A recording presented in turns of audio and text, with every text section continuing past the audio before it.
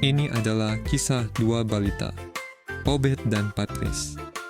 Sejak kecil, mereka sudah menjadi teman dekat. Mereka tumbuh bersama, saling berbagi satu sama lain.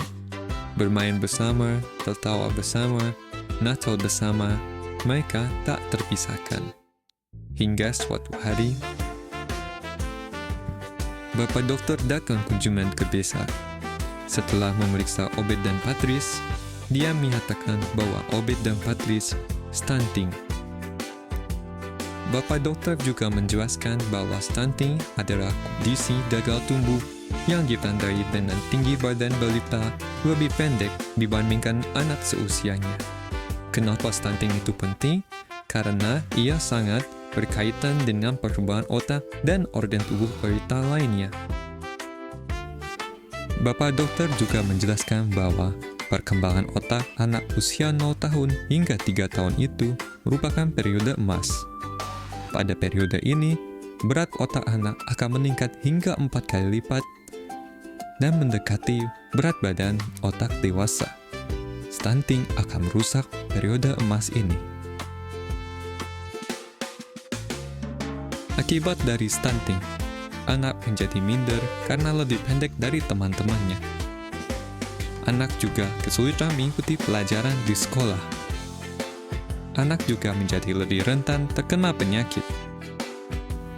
Penyebab pertama dari stunting adalah tidak rutin periksa kehamilan di dokter. Kondisi kurang darah, infeksi, dan kekurangan gizi pada ibu hamil dapat menyebabkan berat badan lahir bayi rendah, sehingga menyebabkan risiko stunting di kemudian hari. Penyebab kedua adalah pemberian makanan pendamping ASI yang tidak tepat, yaitu tidak mencuci tangan saat masak dan memberi makan balita, menggunakan air mentah atau kotor untuk makanan bayi, hanya diberi nasi atau sagu tanpa daging, telur, ataupun sayur. Pemberian makanan selain ASI pada bayi usia kurang dari 6 bulan. Kebiasaan tersebut menyebabkan balita menjadi kurang gizi dan diare atau mencret berulang.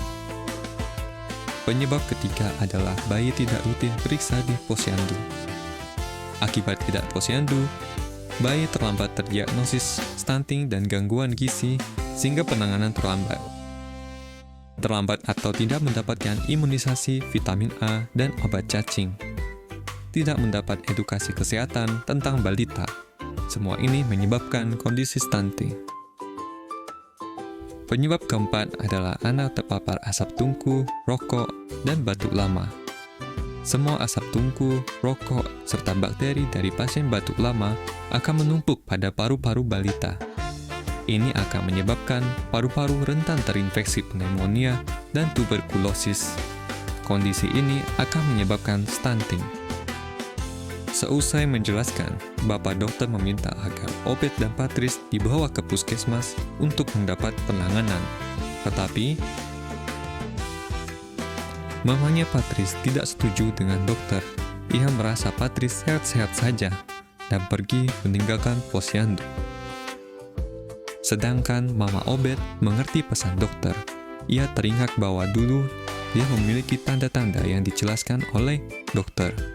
Khawatir akan Obed, ia pun mengikuti pesan dokter.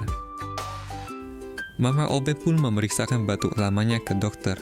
Setelah diperiksa dahaknya, ternyata Mama Obed mengidap TBC.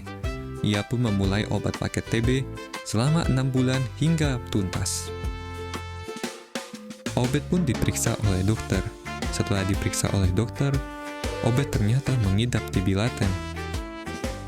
Untuk mencegah TB laten atau TBC tidak aktif pada paru-paru Obed menjadi TB aktif, dokter pun meresepkan obat, paket pencegahan TBC atau yang disebut TPT selama 3 bulan. Mama Obed pun kini sering menegur keluarga atau tamu yang merokok di depan Obed. Ia juga berhenti merokok demi kesehatan Obed. Rajin mengikuti posyandu, Mama Obed mendapatkan banyak edukasi tentang makanan sehat untuk Obed dari suster. Dia pun menerapkan cuci tangan dengan sabun sebelum menyiapkan dan memberi makan Obed. hanya menggunakan air masak yang bersih untuk makan dan minum, memberi makan kaya protein dan gizi sesuai dengan saran suster, serta memberi obat suplemen makan dan susu dari puskesmas. Tahun demi tahun berlalu, Obed dan Patris tumbuh bersama.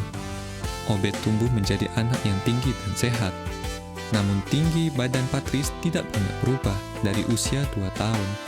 Ia pun menjadi sering sakit-sakitan dan tidak ceria.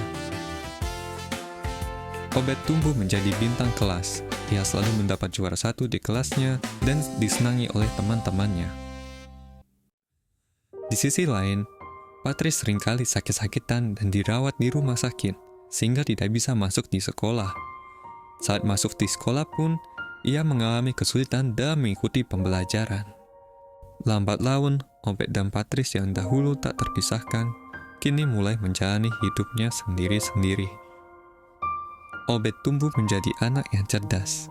Ia pun berhasil meraih mimpinya menjadi dokter dan mengabdi di desa asalnya.